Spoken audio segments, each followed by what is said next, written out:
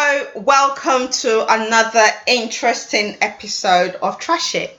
So in the virtual studio today, you already know the people on this channel. We have Yuri, we have Jude, we have Mr. Jabberjantix, who's always in the mask, and we have Ade, who looks like an Uber driver today. But anyway, the topic we're going to be trashing today, you guys have all heard what's going on in Ukraine, between Ukraine and Russia. I mean, trash it. We talk about, relatable topics, lifestyle, entertainment, celebrity gossip, and we also do politics as well, if we feel that it's relative, it's relatable. So the topic we're talking about is the current crisis between Russia and Ukraine. Everyone must have heard of this. Most people must have heard of this. But what most people do not understand is, how did we get here? What is the cause of this war? When it first started, I didn't understand what the fighting was all about. I had to go online, I had to read news and all of that before I sort of knew what caused this war. So now, for those people that are watching that do not understand what this war is about, Mr. Jabberjantix, you put a lot of information on your page. So let me come to you. Can you tell us in very simple terms, to those that don't really know a lot about politics, what has caused the war between Russia and Ukraine? Why has Russia invaded Ukraine? So basically, in the past, there was an agreement that Russia will be sharing land with Ukrainians, and Ukrainians will only get their independence if they promise not to invite NATO into their borders. Now, in Ukraine, let's say this is Ukraine, okay? Half of Ukraine are Russians, and there is no way you're going to cut Ukraine into two, that part of the Russian people will not go with Ukraine and part of the Ukrainian people will not go with Russia. So there is already a conflict of interest. Now, the people in Ukraine who wants to go with Russia, they're being attacked and killed, okay? I have a colleague at work who is a Russian but married to Ukrainian. The brother as well is married to a Ukrainian woman. They have half Russian kids, half Ukrainian kids. Now, this man was going to the groceries to buy food for the family a few years ago, about 15 years ago, and 8 Ukrainian guys started stabbing this man. They killed this man just because he's a Russian. But the part of Russia they belong to is inside Ukraine. It's just like Bakassi Peninsula in Nigeria, where the people there are Nigerians, but the land has been cut off to Cameroon. Now, imagine Cameroonians attacking those Nigerians living inside Bakassi Peninsula. Now, Ukrainians want to bring NATO. Initially, Ukrainians didn't want to join NATO, but the Western world, UK, America, and the rest, they started, politically pressuring Ukraine to join NATO. And the reason they're doing this is because there is a lot of corruption inside Ukraine that Russia is trying to uncover. And the only way that can be covered is if Ukraine join NATO. That is why they toppled the last government and put this guy there. Now this guy is trying to join NATO. There is no way that can happen. Okay. In the past, Russia tried to do the same thing in Cuba. America kicked against it. Russia walked away. Now, why are they doing the same thing as well? Okay. Okay, Mr. Jabberjantix, before we get into that nitty-gritty, Jude, let me come to you, because Mr. Jabberjantix said, Ukraine is kind of part of Ukraine, there are Russians in there. How did we get to this? We remember the former USSR. How did this whole sharing, where some parties belonging to Ukraine, other parties belonging to Russia, how did we get here? Well, I think Jabberjantix used a very good illustration, but nothing is set in stone in this world. Does Nigeria belong to Nigerians? Does Britain belong to Britain? Or if we really dig the history, the first people in this place we call Britain today not from Iceland or Norway. So what if they turn up and say, look, we was here first? Or what if the Germanic race say, no, we was here first? So nowhere really belongs to anyone. Well, during the Cold War, the height of the Cold War, where USSR was still USSR, Latvia, Lithuania, all of these countries, these small Slovenia, Slovaks, Czech, all of that, they were under the sphere, they were within USSR. And America, forget about the West, America was pivotal to breaking up that union, USSR. And the reason they did it was just because USSR was too big. And they just could not allow, following what happened with Hitler, they just could not allow another superpower with that size and money and so-called, don't forget that they were all fighting to go to space, and Russia did it before them, and that challenged Kennedy to push people to go moon. Whether they actually went to moon, I don't know. I think they went to some Hollywood studio and they claimed they went to moon. But anyway, that's a story for another day. Now, there's been this supremacy battle with them. They thought they destroyed USSR, and USSR's successor became Russia somehow, and all of these smaller nations fell off. These other small nations, they have their own internal history with Russia, as they've had internal history with the Austro-Hungarian Empire and Germany and all of that, Moldova and all. This same Ukraine, Moldova has overrun them before. So different people have lived in that territory they call Ukraine today. Slavs have lived there. If you go to my wife's country, she's from Latvia, they're just 2 million in population, and majority of them speak Russians, speak Russian language and German. So it's the same in Poland, it's the same in Ukraine, it's the same in Slovak. And Russians are rich, you know. These guys they're like, I don't want to compare them, but they're like Igbos. They're rich.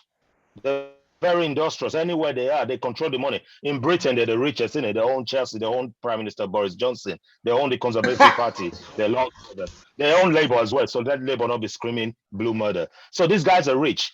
What that does in politics and everywhere, like Jawajantis used Bakatsi Peninsula, is the locals, people who claim they're locals become envious. Just the same thing that happens to Igbo people when they go elsewhere. They become envious. It's the same thing that played against the Jews in Germany. The Jews are successful people. Doesn't mean there's any conspiracy to their success, but the indigents who claim they were indigents started beefing them.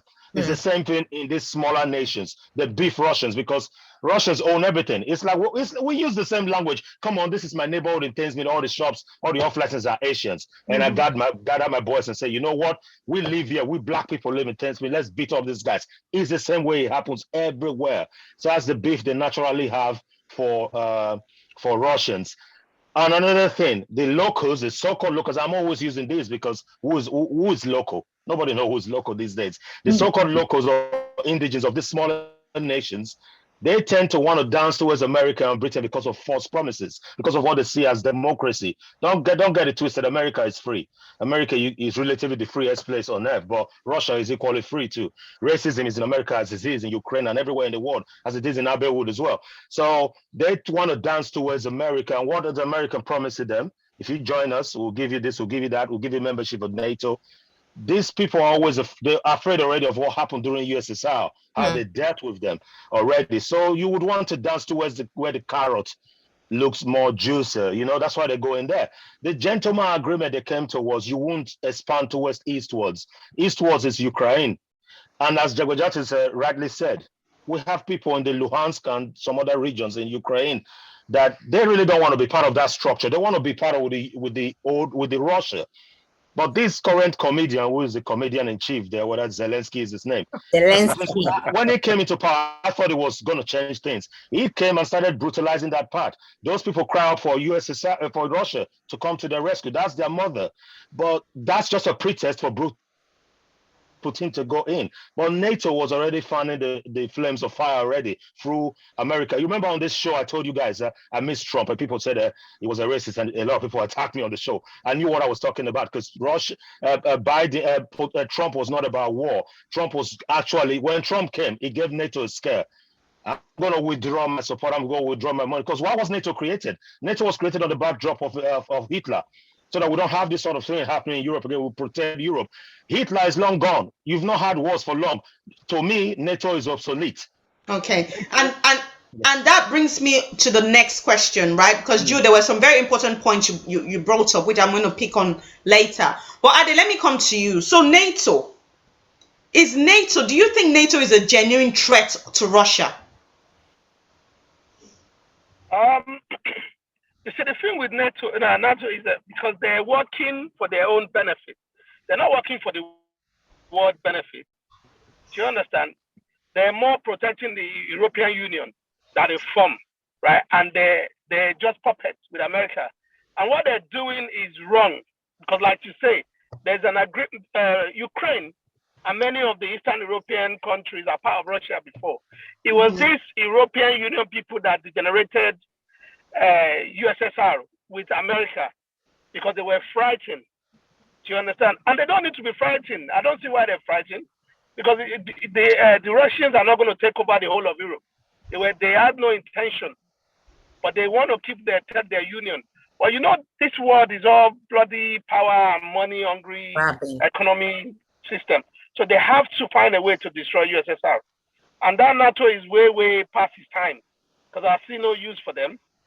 But they're just using them the way. That's why UN and NATO, they're not speaking the same language. Well, Ade, how do you know Russia is not going to want to take over the whole of EU? Because nobody thought Hitler would do it, but see what happened. See, the thing is, people have learned from Hitler's time. Do you understand? And it wasn't only Hitler that was trying to make a move. Do you get? So that time is gone. Nobody's going to intend that. But they want. And if I'm cutting on that, it's not even just that. If during the Hitler time, none of them had nuclear weapon. We have nuclear weapons now, and we have major European powers with nuclear weapons, like France, like Britain. So nuclear weapon almost immediately become a deterrent for any war in Europe to be fought on that large scale. So Russia will not take over Europe because of the kind of gentlemanly agreement of the preemptive strike. If Russia strikes France, Russia better be ready to destroy the whole of Europe in 1 minute, including themselves. And if they strike France, they don't strike to kill or destroy themselves. America would then retaliate. That's the NATO kind of one for all for one, like the Three Musketeers. But I don't think. Look, anything can happen. Anything can happen. Don't rule anything out. But nuclear weapons become deterrent for that sort of a Hitler war. Because I mean, how do we know that? How do we know that that Putin is not suicidal? How do we know that he's not just going to say, you know what, we die here if I can't have it? I want us to be mindful of using language like that. We can say, how do we know Putin is not suicidal? Because it means that you've already assumed that this is the evil person, this is the culprit. You can't use that language for Biden as well. Why? Is it because Biden has got bicameral legislation? Well, the reason I'm using that language, Jude, is because it's almost like the aggressor now. Because he's the one that attacked. See, but the thing is, that's what the media wants to portray, right? Because nobody really understands the backstory. But all we know and all we see is that Russia attacked Ukraine. Russia is a bigger power than Ukraine. So now everybody sees Ukraine as the aggressor, right? No, so what you need to understand is the West will not broadcast things that will go against them. It's always like that. That's what I'm saying. So the media is feeding us this information, and it makes it look like Putin is the aggressor. If you're in Russia or you're in the East, you will understand a different picture of what's going on. If you know the number of Russians that have been killed over years without it being brought to the media, I'm sure because it's not in the West. From that area, the Russians are not Western. He will tell you. They're not Western, they're Eastern. Okay, all right, thank you. Yuri, let me come to you with the same question that I asked Ade.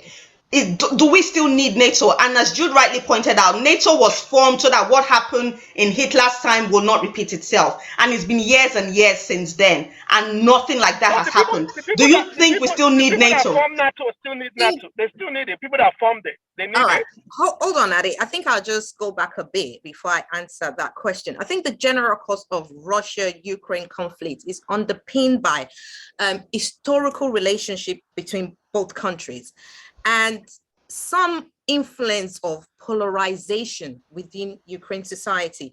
Now, a sizable amount of Ukrainians actually want to be part of the greater European Union. We cannot negate that fact. And we have a considerable portion that leans towards the pro-Russia stance and believe that they need to strengthen their ties with Russia as a whole. Now, you cannot forget the fact that Russia is a power player. Yeah. And in as much as Jude might not like us to use the word suicidal battle, you can't negate the fact that Putin too doesn't mean he stands on his 2 feet and he makes his decision very rational. Now, to answer your question, do we need NATO? The Russian government have accused European Union and United States of pushing their ideologies.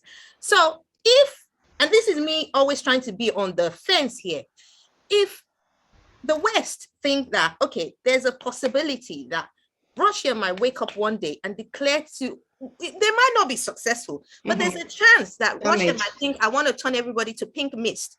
I've got the powers. They've got extensive nuclear capacity. They might not be able to flatten France. We should also take that into cognizance that other areas need to be aware that there's a safe haven for them, i.e. NATO, if there's a need for it. So I wouldn't say, you can't say they shouldn't, for instance, as African Union, isn't there? We've got the African Union. We've got NATO. No, forget whether it's a puppet. Hold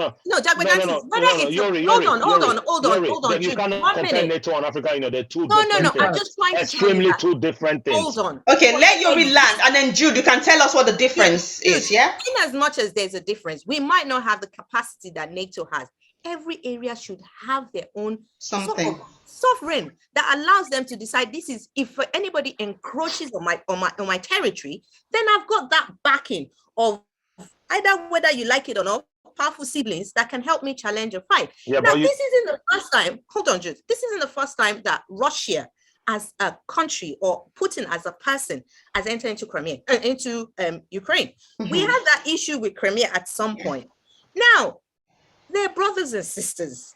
I hate to say this. Ukrainians and Russia, they're family. And sometimes issues like this happen. We had that issue with Bakassi Peninsula, which Jagbajantis mentioned, but you don't see Nigeria taking over. Until Russia and Ukraine decide on how they want to end their war, this will continue to be an issue. NATO has a vested interest. They don't want Russia to be as powerful and just take over. Russia has got China and other people edging it on. So you would have instances where the West does not favor anyone but itself. America would only advance its ideologies. And Russia has always been seen as that powerful sovereignty that can decide to just, you know what, damn all consequences, I'm going to blow everybody up. Yeah. And that's how Putin is. So I know the argument is for and against Russia and Ukraine, but we still can't negate the fact that Putin can be a mad cow sometimes when it's not even necessary. I'm not a mouthpiece for Putin, but I'm going to take you on everything you just said. Yeah, please. It's just wrong that you would describe somebody that you've not had the opportunity to assess, whether psychologically or mentally, describe him like that. That's one. Now, let me land. Secondly, you've just said he got the power to do this and that. Please tell me, count on your fingertips how many nations he's run into and destroyed in the last 10 years, and compare that with America and Britain. I live in the Western world. No, hold on. And you compare wrongly NATO and AU. AU is African nation. NATO is a North Atlantic Treaty military organization. Aware of that. And not every member of European Union are members of NATO. So NATO does not protect Europe except their members, which includes Turkey, who is not an EU member, which France has always gone against becoming a member of the EU. So it's not about EU brotherhood. It's about incursion into strategic locations and boundaries to put Russia in a tight cocoon. Russia wants the access to the fresh water for their submarine. Man, this is all strategic geographical war. So we cannot sit here and describe Putin this when you cannot tell me which nation this man has invaded and destroyed. I can count how many our alliances have destroyed. NATO, to me, is a toothless dog. They only shout and do things when it comes to Africa or call on people. I'm not shouting for Putin. I just want us to be objective. Tell me which African nation Russian is ever overthrown or invaded. And I can tell you how many Americans have done, or Britain or France. France is still sitting on the throat of Francophone African countries. Yes. And Jacques Chirac, their former president, said, if not for the Francophone African countries' money they remit to that small boy Macron, France will be worse than the Third World country. So I don't want us to sit here and start becoming the mouthpiece for BBC or CNN or FBI or CIA or Fox. Come back here. We need to be objective. We need to be wary of. Can I just finish? I'm being objective. You're entitled to your opinion, but at the same time, we just have to be making. Of course, we're all entitled to our opinion. We're all entitled to opinion, so I won't even fault you on that, and I'm entitled to my own opinion as well. Of course. You can negate the fact that there are some concerns about how Russia views things. You're not Putin. You don't know him that well as well. So in as much as we're objective here, everybody has a right to defend their territory. That's just bottom truth. That's exactly what led them to walk through Ukraine. They defended their own. I'm not defending Russia. You're not getting the point. Sorry, I never said that you defended anyone. Exactly. I am not defending Russia, but we need to be I have a question for Yuri. Yes, please. You know, you said something that Putin might just wake up one day and attack anybody or the whole of Europe. In the past 10 years, even in 15 years or in history, Putin was never part of Berlin Conference, the people that went to kidnap Africans as slaves. Putin has never invaded anybody's country based on the fact that, yes, we suspect them, they have terror camps, they have this and that. Putin has never gone to Africa to start digging their oil and be orchestrating different kinds of downfall. Javadantis, may I ask you, is your issue with the fact that the West is attacking Africa? I think the issue is regarding what the current crisis between Russia and Ukraine. Yeah, wait, you will get the point I'm making. Okay. Now, we're all labeling Russia the evil one, but okay, Russia... so Bidemi, that is what the media is making us believe, yeah, and that's what I said earlier. This is what the media is purporting for everyone to believe, that they're the aggressor, yeah. Exactly. But who has invaded Iraq?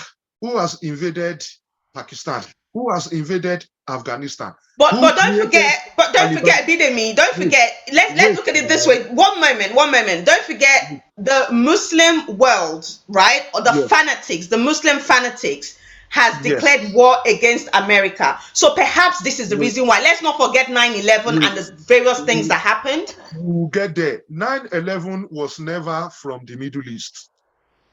Okay, that's number one. Number two, we have to understand that Putin did not create the Taliban. America created Taliban. They used Osama bin Laden. Now Osama bin Laden turned against them.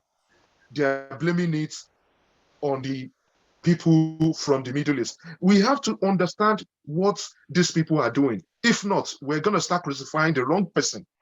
If Russia wanted to invade Europe, why is he waiting till now? He's always had the nuclear power. He didn't go to use it. When Africa was suffering, I can count the number of nations Putin was serving as an officer and went there to train them in the past. In Africa? Yeah, exactly. He was there in Africa helping freedom fighters. Not only in Tanzania, he was part of the people that were training the people that fought for the apartheid in South Africa. Apartheid. So Zimbabwe, Angola. The same African people that this guy has been helping are the ones going against him. He never invaded them. He never created problem for them, just in the name of stealing their natural resources. But the people who give us problems in Africa are the ones we're hailing. So we're suffering from Stockholm syndrome. Okay, so Bidemi, when you say he's come to Africa and he's supported and all of that, and Africans are against him, are Africans against Putin? Because I don't understand that. They are. They are? Okay. I think they're following. Perhaps some of them, not all of them. Not all of them. Somebody like me, I'm not against him. I'm not supporting his action. No. Violence is not a way. The answer, yeah. But unfortunately, we have to understand that the people who are trying to put military around his bedroom too, if they don't mean violence, they are not going to come with military. So what do you expect? Okay, Ade, let me come to you.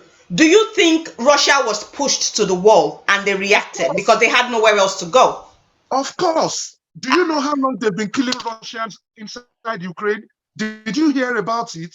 Because we don't speak that language and the mainstream media will not publish it. We don't know, but they've been killing them since. It's not just about that killing of Russians. You can kill Nigerians. It doesn't mean Nigeria will go fight China if they kill Nigerians in China. Of course, but NATO, you need to go understand what NATO is. NATO is not a Boy Scout. It is a military organization. And their motto is one for all for one. They think they're the musketeers. What Putin don't want, what Russians don't want is this. The moment Ukraine becomes, they will never accept Ukraine anyway, because you have to apply. They don't even meet the criteria to get there. But it's just you know how you tease person. Oh, this little boy, I won't give you that food. You start teasing your son. So NATO is flirting with, let's try what we'll do. All of this is leading to China against Taiwan and Hong Kong later. They will get there. So what they're doing is Ukraine. Once Ukraine becomes part of that military strategy, what it gives NATO powers is they will bring all their weapons to Ukraine. To put in the border, put in Ukraine, like they have in. You see, Boris Johnson the other day, it was showing strength of force in Estonia. He went there with Stoltenberg, which I loved you with Russia, and he also said, whatever we're doing, moving our military armaments from within our NATO colleagues, is within the articles, blah blah blah of NATO. He is indirectly and directly telling Putin, I beg you, would they follow our normal strategy? We will never fight you because they know it will be death. It's going to be nuclear. They have to reassure. You cannot. A man went to bed with knife. The wife said, why you bring knife to the bed? The man said, just a hold on for protection. And the wife said, wow, knife with you in the bed. I can't sleep any longer. And the wife is saying, and the man is saying, honey, 2 a.m. Why you not asleep? You have shovel in your hand. And the woman said, you carry knife, come say you to protect yourself. So I can't show, but I don't know that you want to use them against me. This is the situation we are. It's simple as that. America is far away. The comedian in chief there is ashamed that he doesn't learn from history. Maybe he's a kid. Georgia, when Bush was president, he sat next to Putin when Putin said, I'm going to attack. Bush said, let me travel back first. He did it. Nothing happened. Obama was president when they took Crimea. Nothing won. And this comedy guy thinks, say, Biden, who is halfway gone or 99% dead, we can't fight his war. He needs to wake up and smell the thing. The thing is, Ukraine is what not just a fall guy. Ukraine is a expendable object right now. Disposable. Yeah. It's a place they're trying. They might test on weapons there, but God forbid they do it. War is bad. Putin should pack his bag and leave. But these people are expendable for the West and expendable for is a ground for litmus test. Yeah. And it's just a shame that comedian thinks he took to literally what Shakespeare said. Oh, the world is a stage. That comedy guy thinks the world is really a stage. The world is a real place. He had a stage for actors. So he will put his people in trouble. And if this thing continues to drag, he's gonna get trashed. Trust me. Okay, Ade, let me come to you. Why do you think Russia is so scared? Let me bring that question to Yuri and Ade. Why do you think Russia is so scared of the possibility of Ukraine joining NATO? I mean, Russia is a superpower. It's a superhouse. And to an extent, it can hold its own, right? But why is it so afraid of Ukraine joining NATO? I wouldn't say Russia is afraid. Russia is being cautious, and I don't think Ukraine would even join NATO. I don't think that would ever happen. Now, as you said, it's like the world is against Russia, and if the world is against me, I will put my hands up and surround my home with every ammunition in the bank. So, and the ideology is that the West doesn't play fair. Let's just be honest. The West doesn't play fair. They only go after what they want. Look at what happened when we have when all the this is the Arab Spring, where we have all Libya, all of them were just blowing up like that. The West would only advance its own ideologies. So Russia is, with a lack of better word, is only defending its territory. You can't come and say, okay, I'm coming to play with you, and then you come with guns, you come with ammunition, and I'm coming with the pen. Do you understand? But at the same time, looking back at history, Jude and Javadantis might not like this. Russia does not play fair either. That's just the gospel truth. So it's not. Everybody has an agenda. However we look at it, everybody has an agenda. Yeah, so but you need to come up with examples. You don't just say things like that. You come up with. Well, see, I suppose suppose Russia does not want Ukraine to join NATO, because if he does, then that's going to threaten their own national security as well, right? If America is coming to deposit on the border, so of course Russia doesn't want that. And at the same time, America or NATO feels like, okay, well, we want to put Russia in its place, and we want to wrap him up so that his wings are becoming too big. We want to trap him, right? So that he knows that we are there. Celia, the West have been looking for an opportunity to trap or crap Russia's wings, believing that, okay, well, they'll do everything, they'll take his armory, they will do this, they'll fight him. Look, there's no one that says Russia can't defend their territory. It's within their gaff to do that. But it's like when one person is fighting with 50,000 other elements that do not advance your ideology. So literally, it's a natural reaction. If you attack me and I've got no one to defend me, then obviously I would attack. So everybody is in attack mode. I wouldn't say Russia is afraid of NATO. Russia is just safeguarding its own borders, with a lack of better word. It is what it is. It's not a level playing field.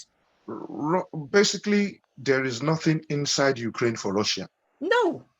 But there is something in Russia for the whole of Europe. And that is why all these governments are coming forward now to say, we are at fault. We are the ones pushing Ukraine to join NATO.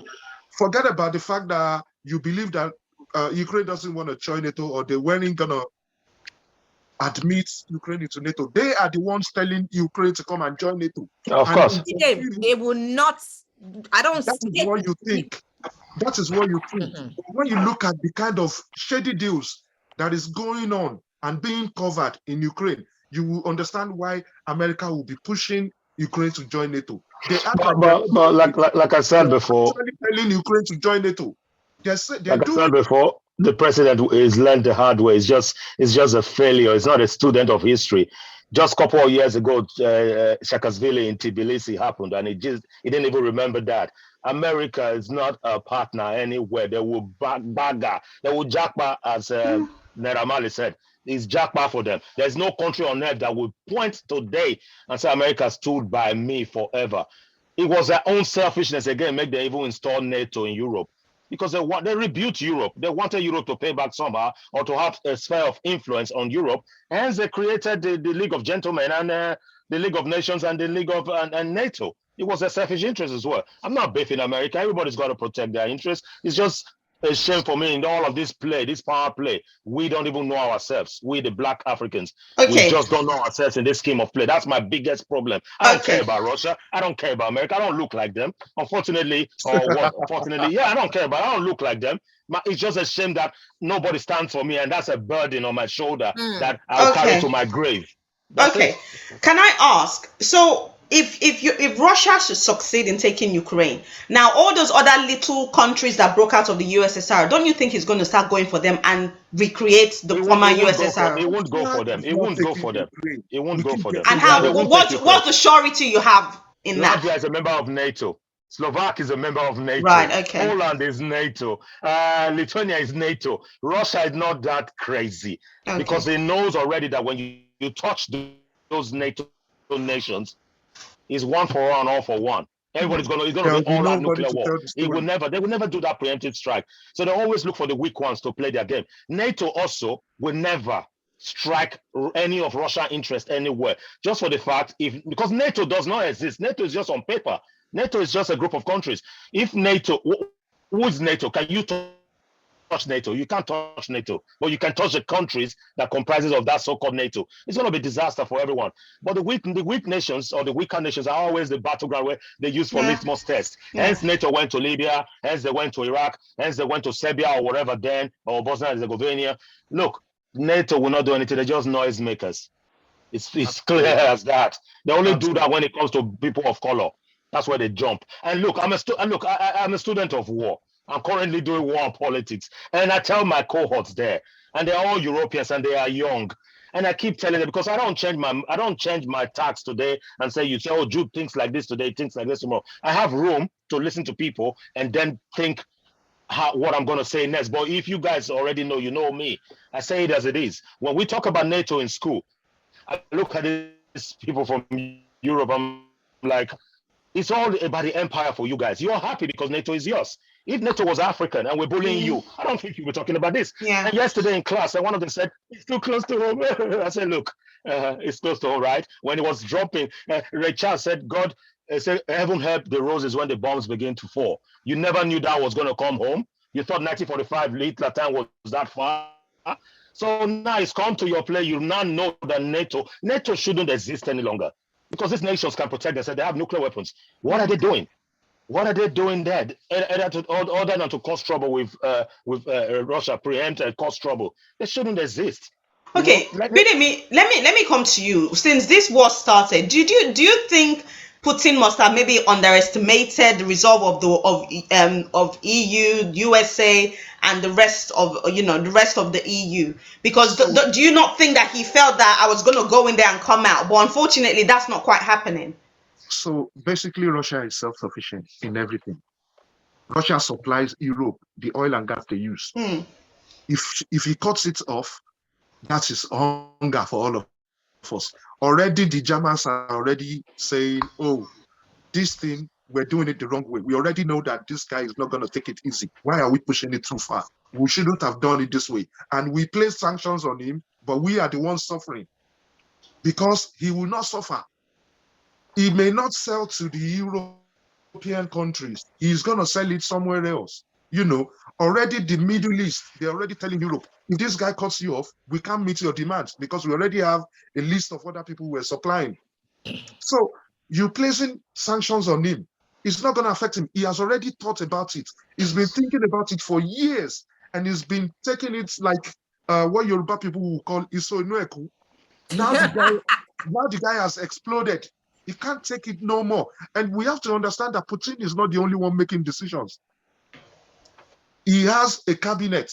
But because we don't subscribe to Russian-speaking media, we don't know what is going on or what they're going through. They have their own cries, they have their pain, but nobody cares to know because we don't speak that language. But don't you think if he's with all these sanctions that they've been leveling on him, on the country, don't you think if his people start to suffer, because I'm sure with the sanctions they put on the SWIFT and all the other things that they've done, the currency has really dropped. So don't you think, for example, the millionaires in Nigeria right now, they're no longer in Russia right now, everybody don't enter the same level because their currency has dropped. No. Do you know what the pound is saying now? Yeah. The pound has dropped more than their own currency. 2 weeks ago, pound was like 785. At some point, it was 790 to 1 naira. Now, pound is like 760 something. Is it? So we are suffering more than them.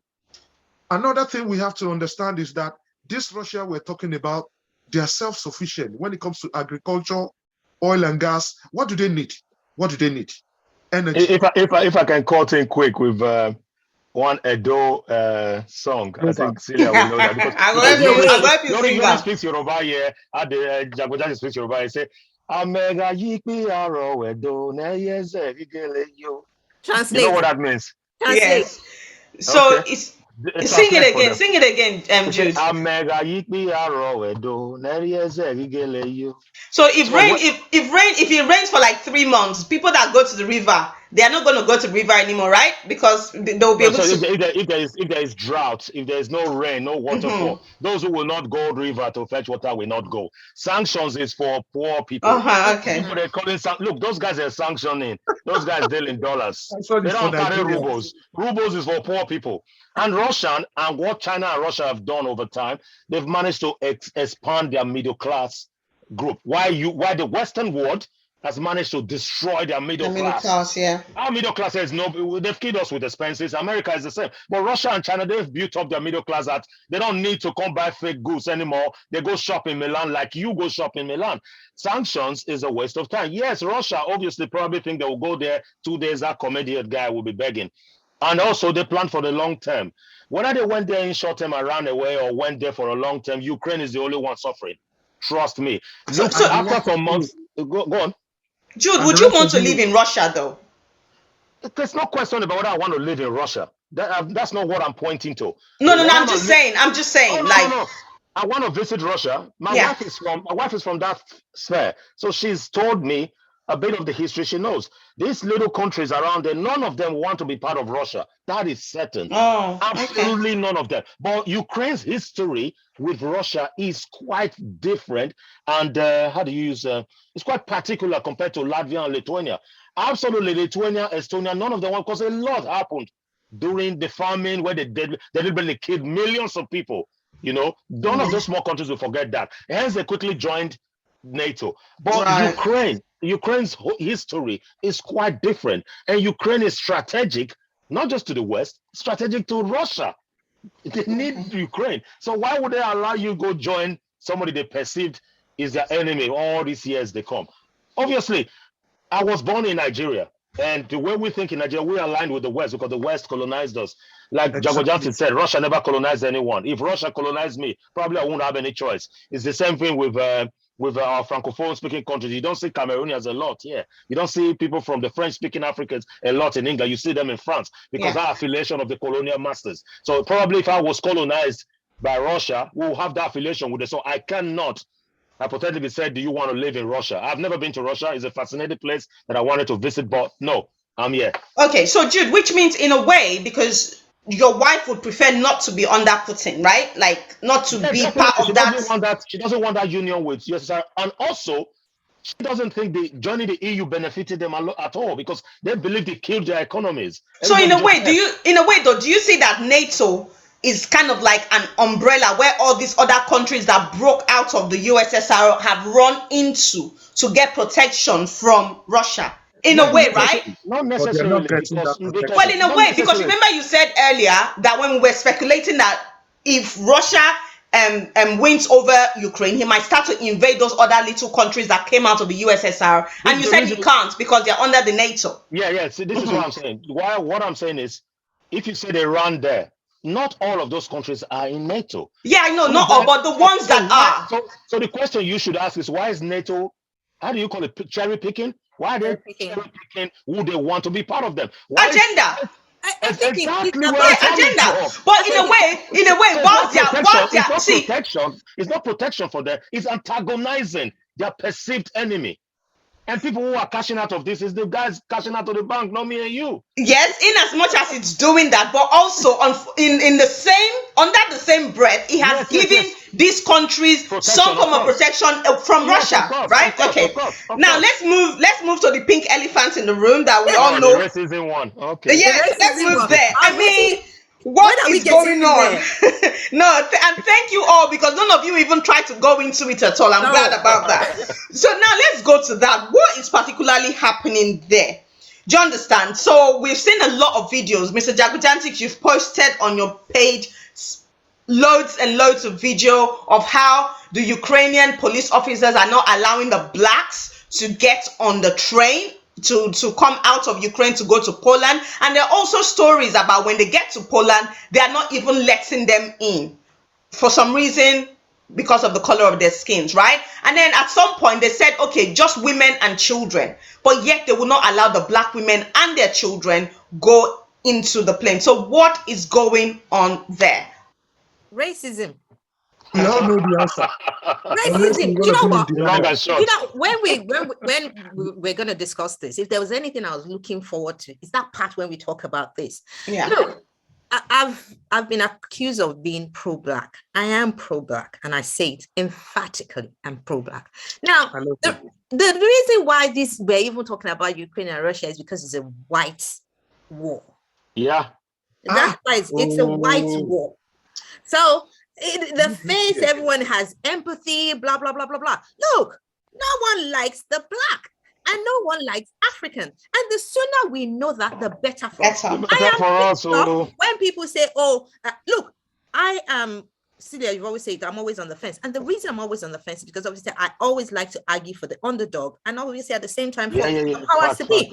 But you can't be in war and be fighting, and you still have time to segregate and say, you because you are black, because you're African, you can't jump. But you know what? You have used the resources of Africans in Ukraine. Do you know how many people go to Ukraine to actually study as students? Same as Russia. And same as Russia. Pay international fees, school fees, pay, and they put their values into that society. People were riding for you. And the one time that you had you turn off. You turn off. You know, it shows in my country, they say it shows, you know, when you are when you're down is when people know the kind of attitude that you have. And you have come out to show us the kind of human beings that you are. So what are we talking about? Is racism.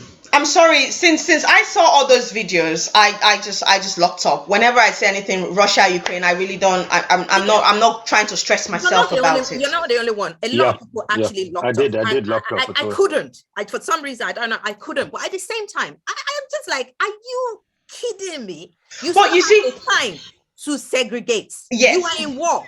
That means you're not being objective with whatever fight you're trying to fight. I think what you just said quickly before you come in, Celia, what Yuri just said is something I was hoping to say. I wasn't here during the Hitler days. I've seen Iraq, I've seen Lebanon, I've seen Syria, we've seen it on TV. Yeah. We've seen what happened in Libya, we've seen Afghanistan.